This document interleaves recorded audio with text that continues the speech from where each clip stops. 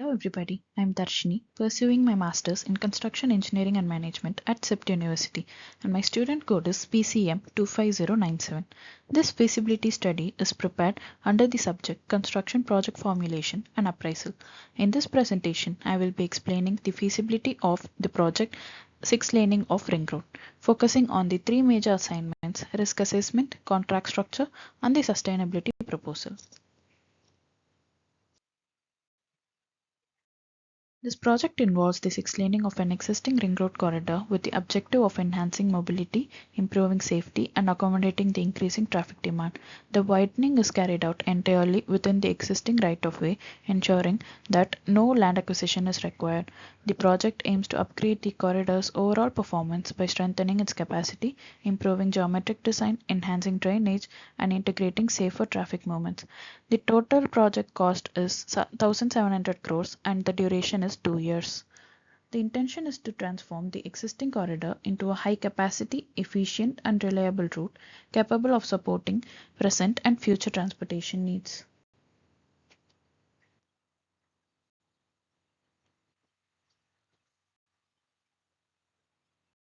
The risk assessment began with a structured methodology.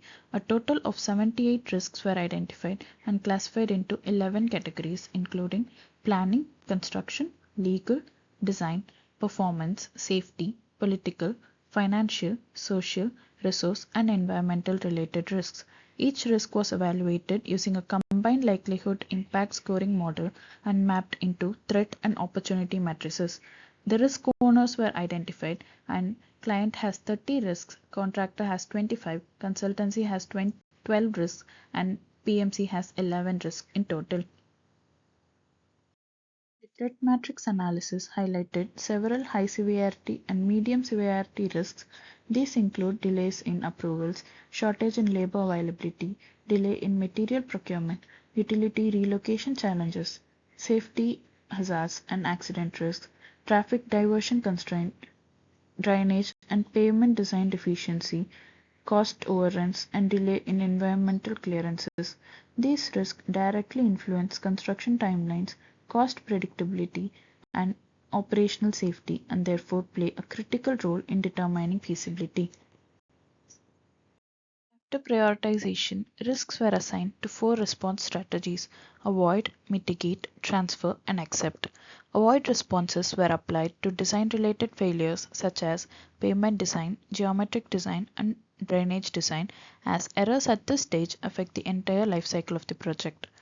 Mitigation responses were assigned to labor management, coordination gaps, traffic handling, and quality control issues.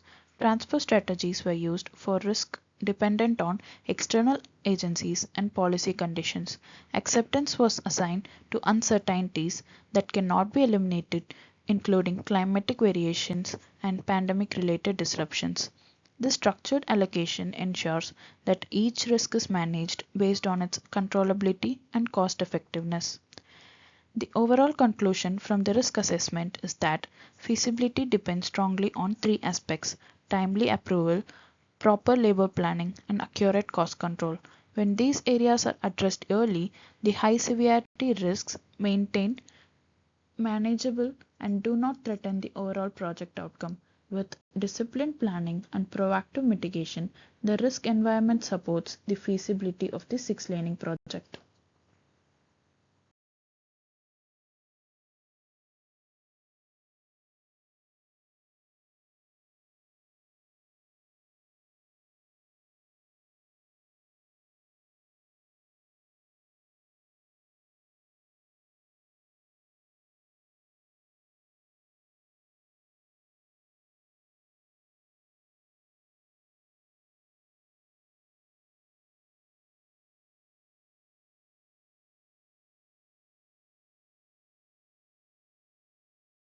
Assignment involves selection of contract structure that has to be best suited for our project.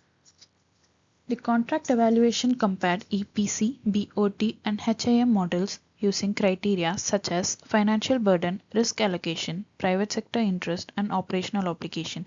EPC places full responsibility on the authority, making it less suitable for a project of this scale. BOT is not financially attractive because toll revenue does not justify private sector risk exposure. The hybrid annuity model provides the most balanced structure with shared risk, predictable cash flow, and stable construction responsibility. Based on this evaluation, HAM is the most appropriate contract model for delivering the 6-lane. ARRIL is the special purpose vehicle constituted by the Urban Development Authority to function as the concessionaire for the Ring Road 6-laning project. It oversees the project's execution, compliance, and contractual responsibilities on behalf of the authority. Moving on to the procurement of design consultant, the selection is carried out through a lump sum contract because scope of services is clearly defined, the deliverables are measurable, and cost predictability is essential at the design stage. The eligibility criteria for the design consultant include a minimum average turnover requirement, completion of similar linear infrastructure project of significant length, submission of a technically sound approach and methodology, a detailed work plan, and the provision of qualified key personnel as specified in the terms of references. Consultant procurement follows the quality and cost-based selection or QCBS method. LCS and FBS were compared, but QCBS was chosen because it delivers a stronger balance between technical competence and cost. Project management consultant is procured to ensure technical supervision, schedule control, and quality assurance throughout construction. The PMC is selected through a structured evaluation that considers personal expertise, required man-months, and contribution of each key member. That is the reason time-based contract type is selected. Moving to the procurement of the contractor. Both technical and financial eligibility criteria are applied. Technical eligibility verifies experience in similar large-scale linear infrastructure works, compliance with quality and safety management system, and availability of critical plant and machinery.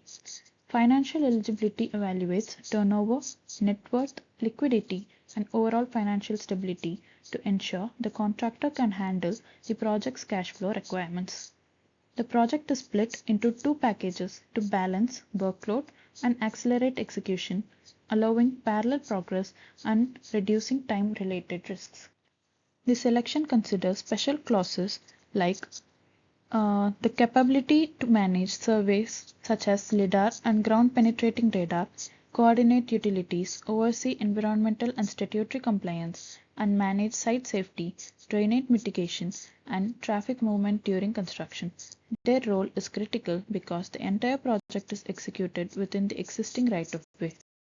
This assignment, the sustainability proposal, re-examines the project from an environmental performance standpoint. The following are the sustainability proposal. Green belt development. Tree plantation along medians and the right-of-way is proposed. Increasing the number of trees improves dust suppression, reduces heat accumulation, enhances carbon absorption, and contributes to better visual quality along the corridor. Water efficiency. Water demand for landscape maintenance and operational needs were calculated using guidelines. Rainwater harvesting potential was then estimated based on canopy catchment area and rainfall data. This assessment shows how much water can be stored and reused, reducing dependence on external water supply systems. Energy efficiency. Solar photovoltaic panels are proposed on toll canopy roofs. The canopy area was estimated using IRC toll sizing norm. The annual energy consumption across the toll facility is approximately 921 MWh, while the proposed solar system can generate around 268 MWh annually. Although the generation does not fully meet the demand, it significantly reduces dependence on the grid and shifts part of the energy load to cleaner source. Material sustainability. Warmix asphalt is recommended for construction since it reduces fuel usage, emissions, and improves workability. For resurfacing, Warmix asphalt with 40% RAP is proposed, enabled by the lower temperature characteristics of WMA. Using RAP reduces virgin bitumen requirements and leads to a saving of approximately 19.21 crores per maintenance cycle, making it both economical and environmentally advantageous. Financial analysis indicates that after implementing sustainability measures, the IRR improves to 1.69%. This reflects savings from reduced surfacing cost, lower energy consumption, and increased material efficiency. The overall feasibility of the six-laning project is established through the following key findings. The risk assessment shows the timely approvals, labor planning, the cost control are the decisive factors that keep the six-laning project feasible. In contract structures, the hybrid annuity model with QCBS-based consultant selection and two-package contracting provides most balanced and efficient delivery framework. In sustainability proposal, integrated measures in green belt development, water efficiency, solar PV, and WMA with RAP strengthen both environmental performance and life cycle cost efficiency. Thank you.